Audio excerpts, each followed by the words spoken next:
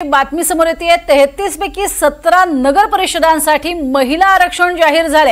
अनुसूचित जातीमधील महिलांना आरक्षण जाहीर करण्यात आलेले आहे। देऊळगाव राजा महिला प्रवर्ग आरक्षित, मोहोळ महिला प्रवर्ग तसंच तेल्हारा सुद्धा महिला, ओझर, वानडोंगरी, भुसावळ मध्ये महिला प्रवर्ग आरक्षित तसंच घुग्गुस, चिमूर, शिर्डी, सावदा, मैंदर्गी आणि दिगडोह देवी या ठिकाणी सुद्धा महिला प्रवर्ग आरक्षण देण्यात आलेला आहे। दिग्रस तसंच अकलूज, बीड, शिरोळ या ठिकाणी सुद्धा महिलांसाठी आरक्षण देण्यात आलेलं आहे। आताची महत्त्वाची बातमी आपण बघतोय, 33 पैकी एकूण 17 नगर परिषदांसाठी आता महिला आरक्षण जाहीर करण्यात आलेले आहे।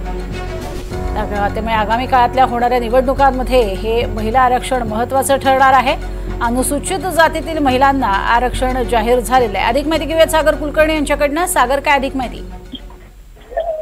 प्रज्ञा, काही वेळापूर्वी आरक्षणाच्या सोडतीचा कार्यक्रम जो आहे तो सुरू झालेला आहे। पहिल्यांदा नगर परिषद आणि नगरपंचायतीच्या आरक्षणाची सोडत जी आहे ती स्पष्ट होणार आहे।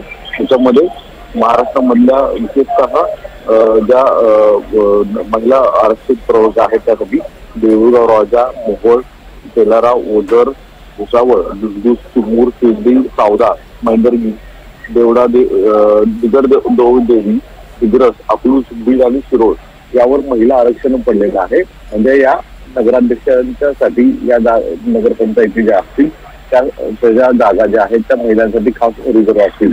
इतर सोडती सुद्धा पुढच्या कालावधीची प्रक्रिया जी आहे त्या आता सध्या सुरू आहे। जवळपास पुढच्या 3 तासांमध्ये महाराष्ट्रातल्या जवळपास 200 पेक्षा जास्त नगरपालिका आणि नगरपंचायतींच्या नगराध्यक्ष पदाच्या आरक्षणाची सोडत आज होईल।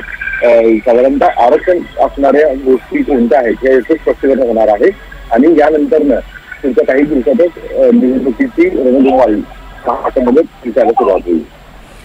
नक्कीच, तुर्तास धन्यवाद या संपूर्ण माहितीसाठी सागर।